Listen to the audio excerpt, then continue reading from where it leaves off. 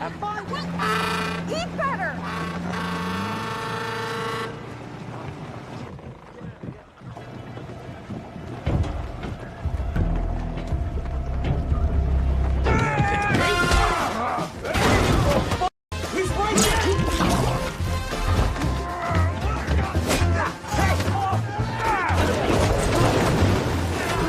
And these waters are home to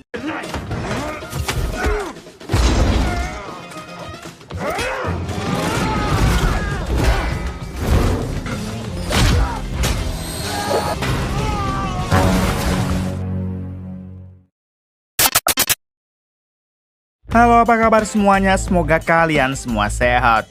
Kali ini si Bray akan membahas sebuah alur cerita film terbaru dan masih hangat yang dirilis tahun 2025. Bercerita tentang seorang pria yang selalu dianggap bukan siapa-siapa, tapi faktanya dia merupakan orang brutal yang harusnya disegani. Oke, tidak usah berlama-lama, bagaimana alur ceritanya? Mari kita saksikan sampai selesai.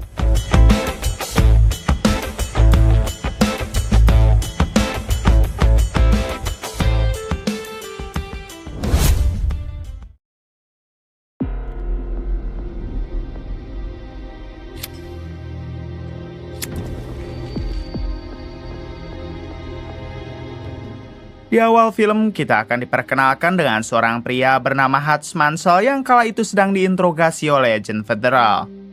Di sini, kedua agen federal itu meminta Mansell agar menceritakan semua kronologi kejadian dari awal kenapa Mansell bisa membuat kekacauan yang begitu besar.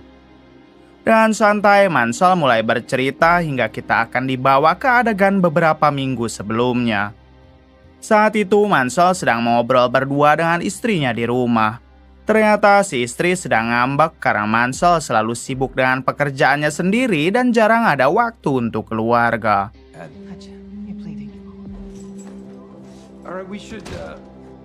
Pada akhirnya Mansell yang tidak mau ribut, ia pun berjanji akan membawa keluarganya berlibur. Tapi nanti setelah ia menyelesaikan satu pekerjaannya lagi. Terungkap fakta kalau Mansell ini adalah seorang agen rahasia andalan pemerintah. Setiap misi yang Mansell jalankan tidak pernah gagal karena dia memang orang yang hebat.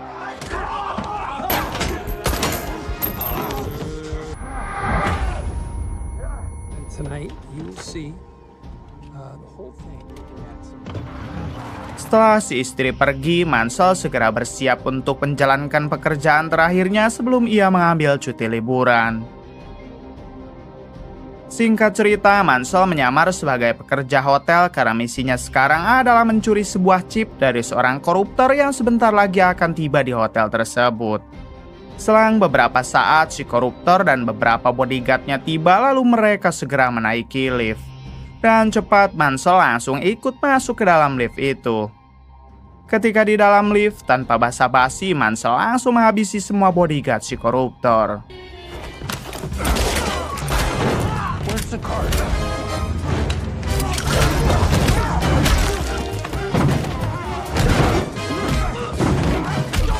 Mansell yang memang bukan orang sembarangan tentu ia dapat meratakan semua bodyguard tersebut.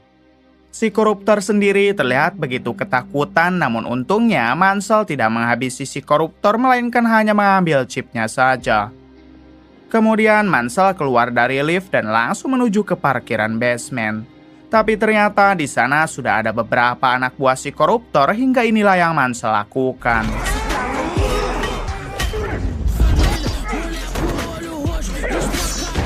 Pada akhirnya Mansell dapat menumbangkan mereka semua dan misi pun dianggap selesai. 1 jam kemudian, Mansell mendatangi ajudan Menteri Pertahanan bernama Eric yang selama ini selalu memberinya misi pekerjaan. Di sini, Mansell menyerahkan chip dari si koruptor tadi lalu ia meminta izin untuk cuti sebulan.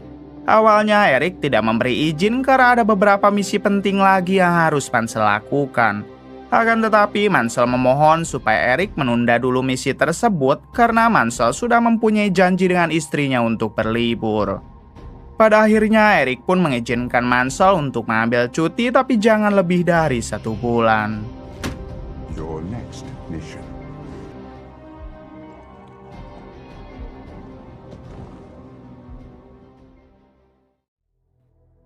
Keesokan harinya, Mansell memperlihatkan sebuah video destinasi wisata bernama Flamerville kepada istri dan kedua anaknya. Mansell berencana akan mengajak mereka semua ke sana karena selain harganya murah, tempat itu juga adalah tempat favorit Mansell sejak dari kecil. We're bringing Grandpa? Yeah, of course. Wildville for summer fun. Anak sulung Mansell yang bernama Brady sempat komplain karena ia merasa tempatnya jelek. Namun dengan tegas Mansell menjawab jika Brady rewel, maka liburan mereka lebih baik tidak usah jadi. Daripada tidak jadi liburan, akhirnya Brady pun setuju, begitu juga dengan si istri dan anak bungsu Mansell. Pada hari itu juga mereka pun berangkat ke Flamerville dan tak lupa Mansell mengajak ayahnya atau kakek dari anak-anak Mansell.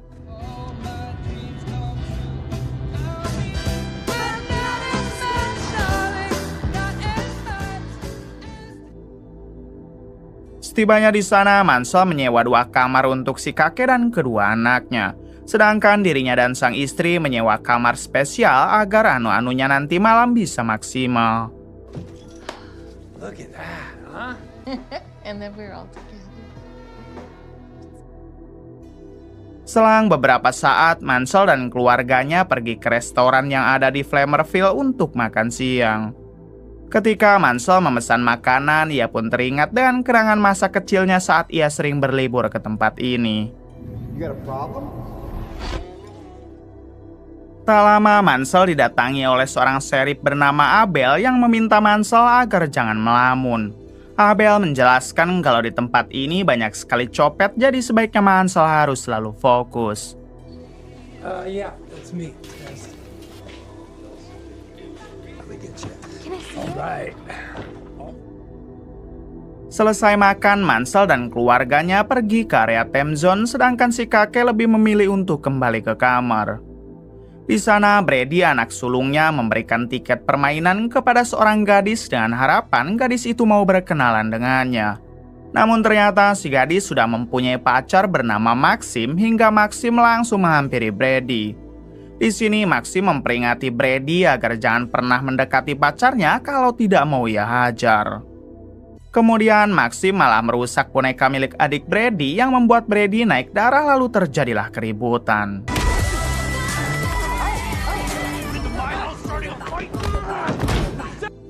Mansell yang melihat putranya sedang ribut, ia pun langsung berusaha memisahkannya.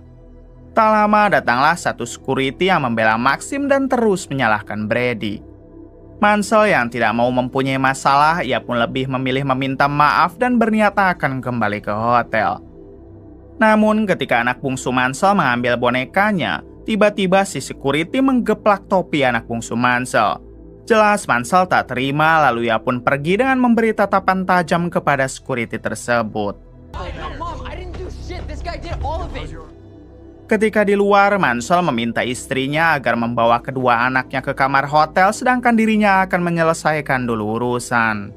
Dengan penuh amarah, Mansell kembali mendatangi si security tadi, lalu inilah yang ia lakukan.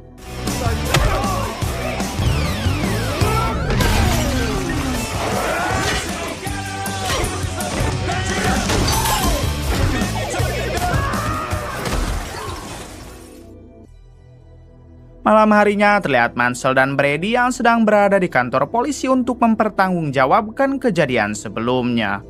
Tak lama Mansell dibawa oleh Sheriff Abel untuk bertemu dengan seseorang di ruangan lain. Ternyata orang yang dimaksud adalah pemilik Flamerville yang merupakan ayah kandung dari Maxim. I run this town. Tak ingin ditahan lebih lama, Mansell lebih memilih untuk meminta maaf dan ia berjanji akan mengganti semua kerusakan di time zone. Beruntung ayah Maxim mau memaafkan Mansell, asalkan mulai besok keluarga Mansell harus pergi dari Flamerville. Setelah Mansell dan Brady kembali ke kamar, Sheriff Abel rupanya tidak senang dengan keputusan ayah Maxim yang mau memaafkan Mansell. Alhasil, Sheriff Abel menyuruh rekannya untuk memberi sedikit pelajaran kepada Mansell dan keluarganya.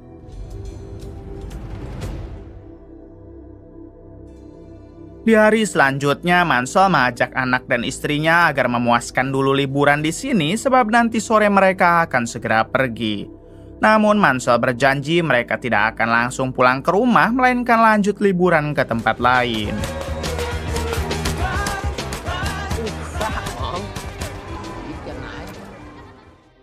Ketika Mansell dan keluarganya berada di salah satu wahana bermain, ia pun tersadar dengan satu polisi yang sedari tadi mengawasi Mansell. Alhasil Mansell mengajak keluarganya untuk menjauhi polisi itu dengan menaiki perahu mengelilingi danau. Mansell sendiri sengaja tidak ikut ke perahu, melainkan menunggu polisi tersebut. Tak lama Mansell melihat polisi yang dicurigainya bergabung dengan beberapa preman dan mulai mendekat ke arah Mansell. Dan segera Mansell menaiki perahu lain lalu disusul oleh polisi itu. Rupanya mereka adalah para anak buah Sheriff Abel yang diperintahkan untuk memberi pelajaran kepada Mansell.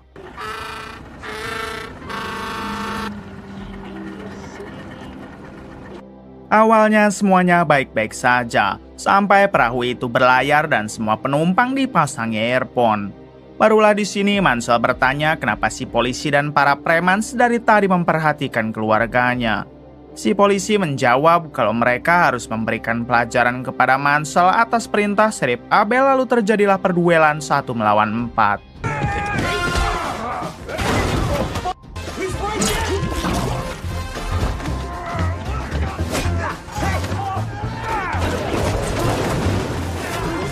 These waters are home to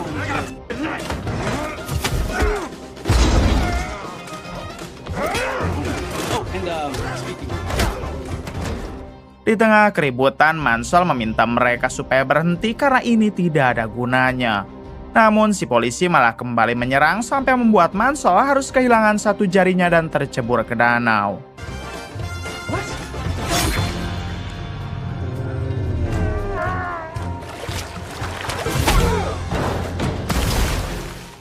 Si polisi dan ketiga preman itu mengira kalau Mansell pasti sudah koit. Namun tiba-tiba Mansell kembali naik ke perahu dan inilah aksinya.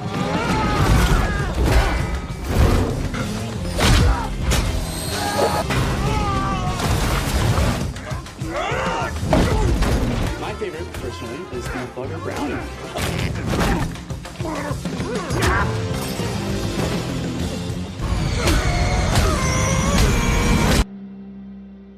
Setelah berhasil menumbangkan mereka, Mansell duduk sendiri sedangkan keluarganya telah pergi duluan ke kamar hotel. Kemudian Mansell menghubungi Eric, yaitu ajudan Menteri Pertahanan yang sering memberinya pekerjaan. Di sini Mansell bercerita kalau waktu liburannya telah diusik oleh sekelompok preman dan polisi di Flamerville. Mansell bertanya apakah Eric tahu kenapa Flamerville menjadi tempat yang tidak aman. I've got a problem. Were you saying he was on a mission? Eric mengatakan kalau sudah 2 tahun ini daerah Flamerville dikuasai oleh seorang bos mafia bernama Ledina. Ledina mempunyai bisnis barang haram, penjualan manusia serta senjata ilegal. Jadi sudah bisa ditebak kalau petugas dan para polisi di sana berkelakuan seperti begundal karena mereka pasti bersekongkol dengan Ledina. Eric menyarankan Mansell supaya tidak mengurusi Ledina karena itu bukan ranah mereka. Mansell pun menjawab ya, lalu ia berterima kasih atas informasi yang telah diberikan Eric. Corrupt. There. The situation is any further. You piss off the Russians, they come to your house with guns. Selanjutnya, Mansell menghubungi saudaranya yang merupakan pribumi di daerah itu. Mansell bertanya apakah saudaranya tahu di mana markas bos mafia bernama Ledina. Saudara Mansell langsung memberikan alamat lengkapnya sambil bertanya apakah Mansell mempunyai masalah dengan Ledina. Plumberville just isn't as Thinking we were just like them. You were just being serenaded by Shamison, my brother. Mansell menjelaskan kalau dirinya baru saja diserang oleh beberapa anak buah Sheriff Abel. Mansell tahu jika Sheriff Abel masih antek-anteknya Ledina, jadi sepertinya Mansell harus memberikan pelajaran serius kepada mereka semua. Mendengar hal tersebut, si saudara pun meminta Mansell untuk berhati-hati dan jika butuh bantuan, ia siap membantu. Yeah, I remember. isn't as friendly as I remember it to be. Adegan berpindah kepada ayah Maxim, si pemilik Flamerville yang dihubungi oleh Ledina, si bos mafia. Rupanya Ledina ingin menagih hutang kepada ayah Maxim karena dia mempunyai hutang yang cukup besar. Ayah Maxim pun meminta tempo 1 minggu lagi karena sekarang ia belum bisa membayar cicilan hutangnya. Mendengar hal tersebut, Ledina marah dan langsung menutup panggilan. Selanjutnya, Ledina menghubungi Sheriff Abel yang ternyata merupakan salah satu tangan kanannya. Ledina menugaskan Sheriff Abel untuk menculik Maxim sebagai peringatan untuk ayahnya yang belum bisa bayar hutang. Tanpa menunggu lama, Sheriff Abel dan para anak buahnya segera pergi untuk menculik Maxim.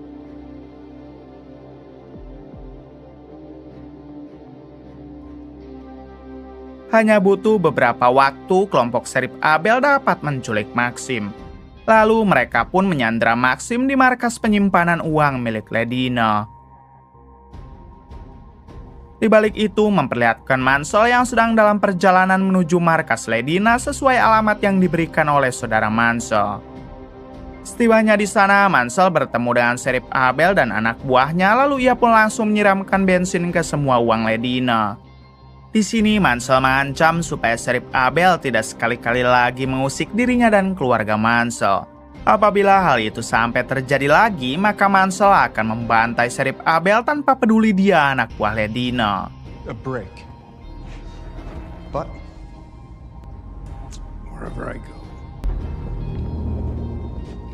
Kemudian Mansell pun pergi karena tujuannya hanya untuk memberikan peringatan kepada Sheriff Abel. Namun saat Mansell berjalan keluar, ia tak sengaja malah melihat Maxim yang sedang disandra. Walaupun Maxim pernah ribut dengan anaknya, tapi Mansell lebih memilih untuk menyelamatkan dulu Maxim hingga terjadilah aksi tembak-tembakan.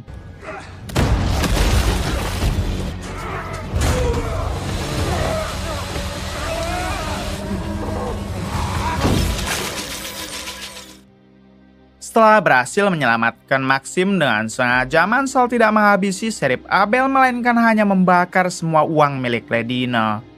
Kemudian Mansell membawa Maxim pergi dari tempat tersebut. Tak lama markas itu pun meledak akibat api yang menjalar ke beberapa galon minyak.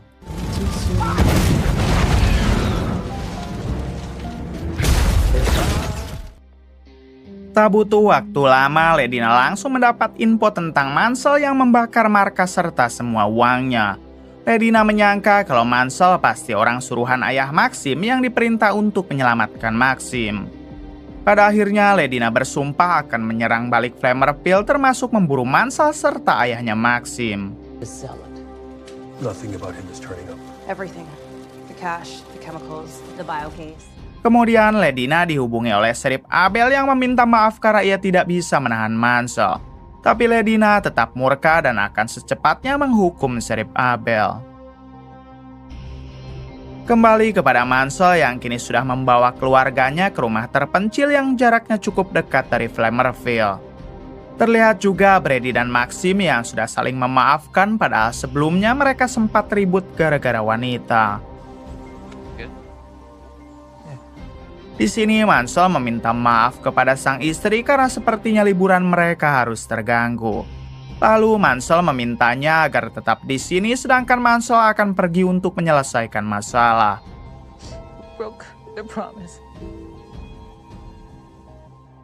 Kemudian Mansell menghampiri si kakek dan memintanya juga agar stay di tempat ini bersama dengan yang lain.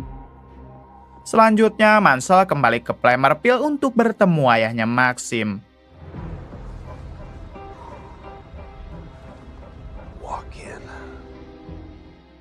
Namun setibanya di sana, ayah Maxim malah ngamuk karena mengira Mansell datang untuk memperpanjang masalah anak mereka.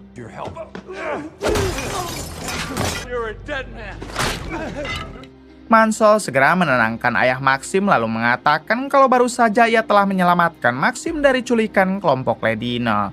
Bahkan karena hal itu juga Mansell sampai harus menghancurkan markas Ledina.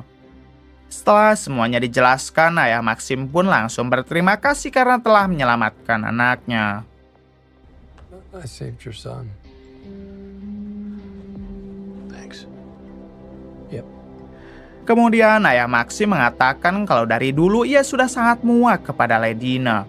Semua hutangnya kepada Ledina sebenarnya sudah lunas, namun bunganya selalu ditambah supaya tidak pernah selesai.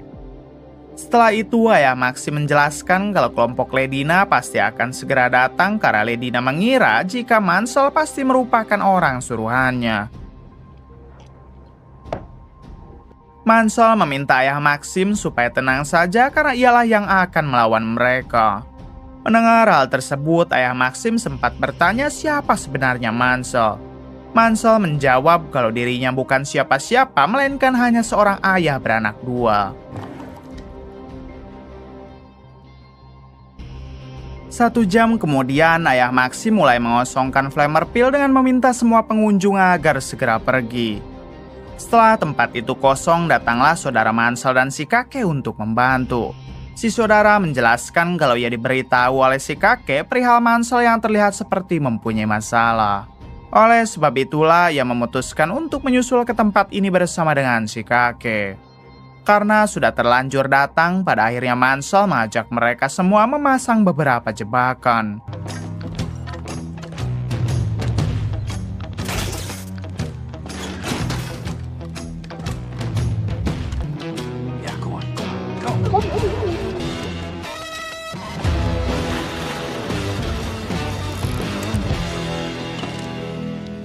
Di sisi lain terlihat iring-iringan mobil kelompok Ledina yang sudah dalam perjalanan menuju Flammerfield.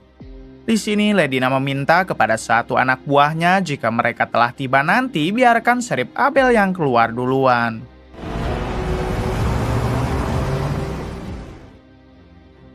Sementara itu anak dan istri Mansell masih stay di rumah terpencil bersama dengan Maxim. Namun istri Mansell yang tidak mau terus diam, akhirnya ia pun berencana akan membantu sang suami.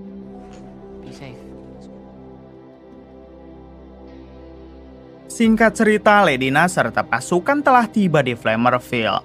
Di sana terlihat Mansell dan ayah Maxim yang berdiri menghadang di pintu masuk. Kemudian Sheriff Abel turun duluan sesuai dengan instruksi dari Ledina.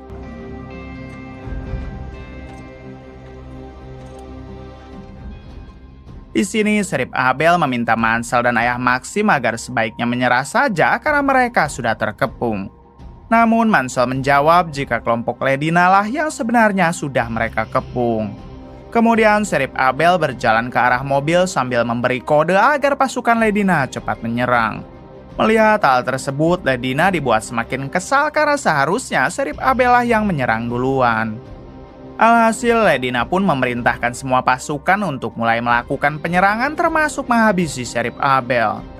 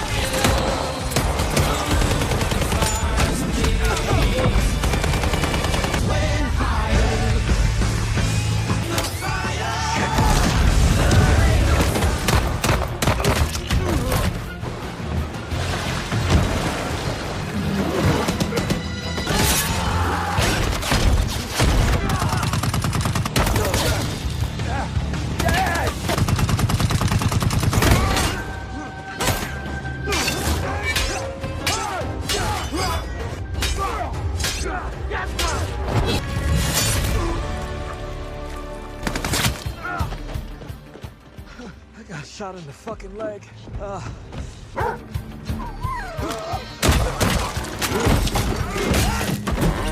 Good boy. Yeah, I owe you one. Singkatnya, semua pasukan Ledina berhasil dihabisi hingga menyisakan Ledina dan dua tangan kanannya saja.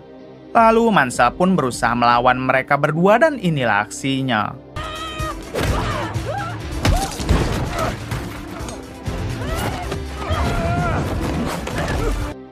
Mansell yang kondisinya sudah kelelahan, ia pun berhasil dibuat terpojok oleh dua tangan kanan Ledina. Hingga ketika Mansell akan dihabisi, tiba-tiba Take him out. I'm bored with him.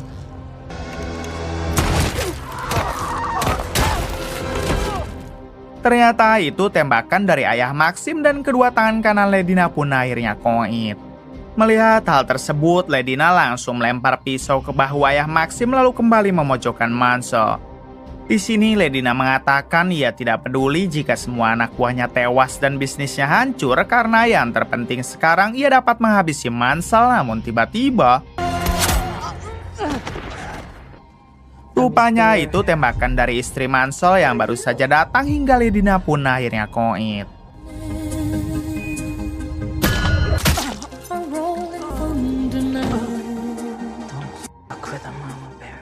Di waktu yang sama, si kakek yang mengira kalau pasukan Ledina belum dapat dikalahkan, ia pun berteriak meminta Mansell dan yang lain supaya masuk ke dalam kolam.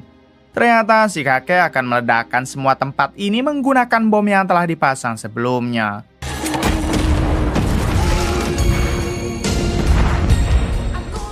Beruntung Mansell dan yang lain dapat masuk ke dalam kolam, jadi mereka dipastikan selamat.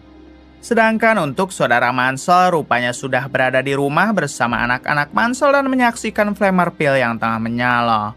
It's another Mansell's vacation.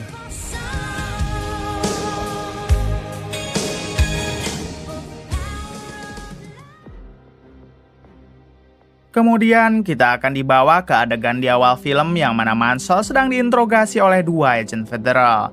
Mansell mengatakan kalau itulah cerita dari awal sampai akhir kenapa flamer pil bisa sampai di bumi hanguskan. Awalnya kedua agen federal itu akan tetap menangkap Mansell untuk mempertanggungjawabkan semuanya. Namun tiba-tiba salah satu agen federal dihubungi oleh atasannya yang memberi perintah agar mereka melepaskan Mansell. Ternyata itu semua adalah bantuan dari Eric, si ajudan Menteri Pertahanan.